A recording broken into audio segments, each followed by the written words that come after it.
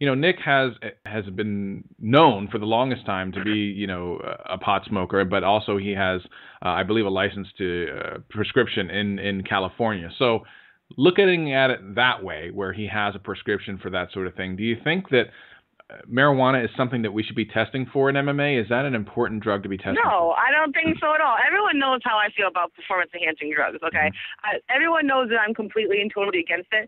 But anyone who's stupid enough to say that smoking weed enhances your performance has either never fought or never smoked weed. It actually lowers your testosterone. It doesn't help you in any way at all. And you know what? I think that the Athletic Commission testing for marijuana is an invasion of privacy. I don't think it's constitutional at all. There's no real reason that they should be able to test it and make the athletes conform to what their political ideas. They have just as much of a right to say that, we don't believe that athletes should be promiscuous, so we're going to start testing for genital herpes and genital warts medication, or they're just going to say like, we don't think, we're going to start testing women for birth control because we don't think they should, be having premarital sex, or, it's just, they don't have a right to do it. It has nothing to do with sports, and I think they're overstepping, the power that they have and trying to force people, to conform to what they think, is right outside of sports. It's totally going outside of what it is their right to do.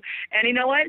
It is legal. It's not like he's breaking any laws. He has a prescription. He's given to him by a doctor in California where it's legal. It doesn't help him to be a better fighter. I think what's really wrong is, that the Athletic Commission is testing for things that they have no right to, control over the athletes.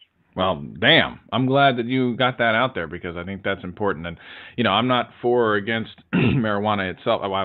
Personally, I don't choose to take part of it, but yeah, I don't get why that's an issue. So I'm with you. Yeah, on and that. everyone's just so chicken shit and scared to take a stance on a controversial subject like smoking weed. I live in Venice, California. There's 2 dispensaries on my block. I know almost everyone I know smokes weed. And you know what? I was sitting on the Joe Rogan podcast. They were smoking weed in my face. I don't care. Right. And no one died. There's no such thing as a weed overdose. There's no such thing as as pot rage. They're like anyone that says they're like, oh yeah, well it dulls your feeling for pain, so it makes you a better fighter. What a fucking idiot response is that? Oh my God! Anyone who says that is a fucking fool.